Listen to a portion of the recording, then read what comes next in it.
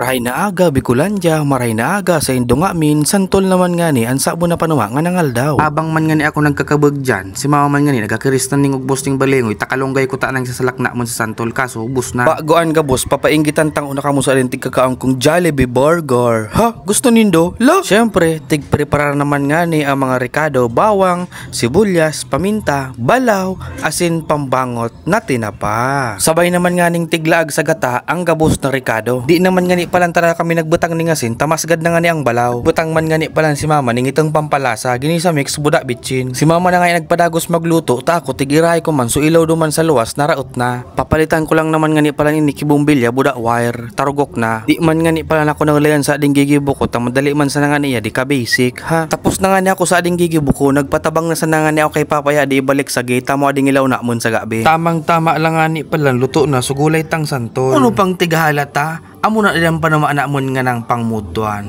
Magkaraon tabi kita mga koy. So sagkod sa natabi kita nga na dyan. Salamat tabi sa indong pagsubaybay sa sakuyang mini vlog. Salamat tabi sa indong suporta kay koy. Salamaton tabi. Bye bye. Padaba takamo nga min.